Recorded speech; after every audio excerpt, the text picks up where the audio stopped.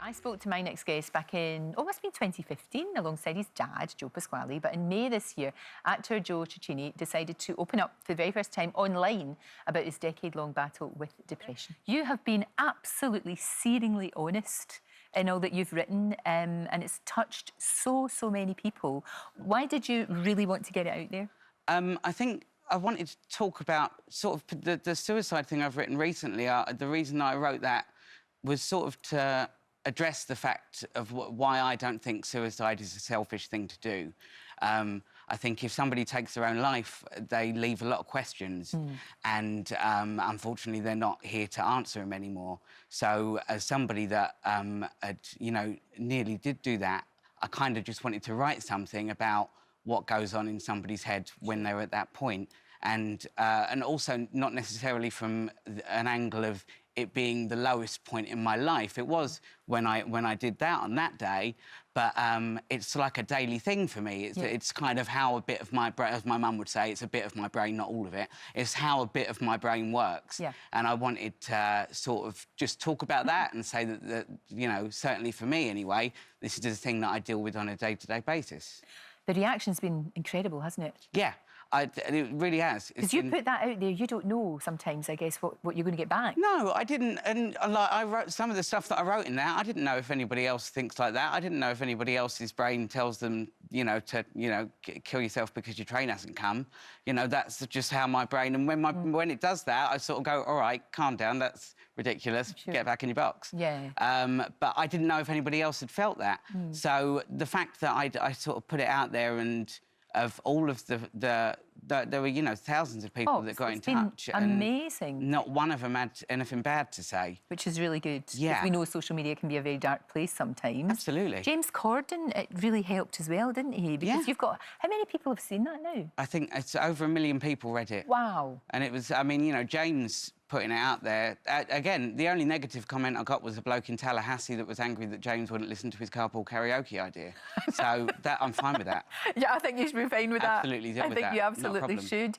And it's really interesting with you, because it's like kind of like what I was saying to Katie earlier on. From the outside looking in, everything looks great. Yeah. There you are, because you are a very upbeat person. You're putting that out there anyway. Yeah. You know, we've seen you acting, we've seen you with your dad, we've seen you doing all these amazing things, and everybody on the outside would think he's got the absolute life, the life of Riley, as they say. I think I developed humour as a defence mechanism when I was very young. Right. You know, like at school, I'd be like, hey, kid that's going to make fun of me and beat me up. If I make a joke about me first, then it takes the power out of it, and you can't. And they still made fun of me and beat me up, but now I'm on the telly and they're selling carpets out of a van. So. Exactly. There is that.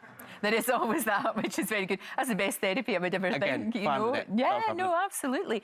Looking back on that wee fella when you was 18, when you were 18, and how tough everything was. Yeah. Now that you have, I mean, you're in a good place now. You're still, you still have your battles. I would think you still get your battles. But looking back, then, is there anything you would have loved to have said to that kid? I've been asked that question a few times, and I honestly never ever know what to say to him, but I would just say to him what I say to myself now, which is, in a minute, this will change. Right. Something that I've learned is that life is basically just a stack of moments, and you can only ever see one at a time. And sometimes my brain tells me that taking my life is the best and only option that I've got. And I know that happens for a lot of people. Yeah. And I think the important thing to tell myself and to tell him and to tell anybody else is that in that moment you might feel like that, and you might feel like that in the next one. Yeah. But there will always be a moment that's coming where you won't feel like that. So please wait for it. Oh, you're so brave. You really are, Joe. You're so brave. I know it's emotional for you, and I completely understand that. Of course it is. I think that brave's a funny one, because it shouldn't be. I appreciate it, but it shouldn't be. It should just be okay. Yeah. Because nobody gets up in the morning and decides that they're gonna think about taking their own life today. And it's a long old road for everybody to feel all right just about talking about their feelings. But hopefully we'll get there, because it's so important.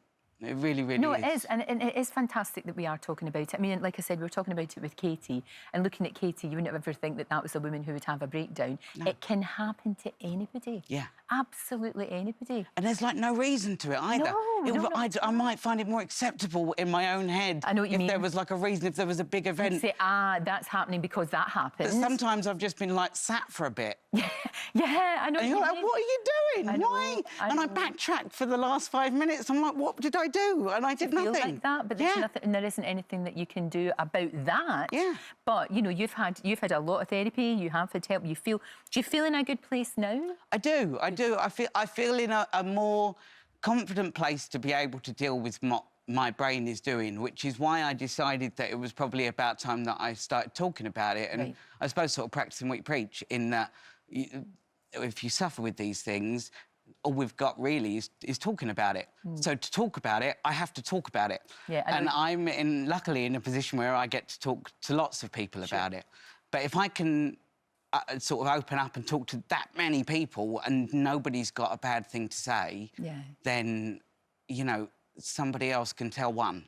That's true. And, that's very true. And even if you have a bad experience with that one, as you might, and it does happen, please don't let that put you off.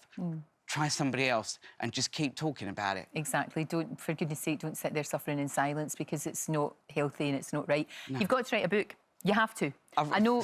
No, I'm sorry. Know what you do. I'm telling you. If somebody wants me to write a book, I'll write a book. Honestly, Joe, you really should, because the blog was so moving and so honest. Thank you. And it's helped so many people. I think you're fantastic.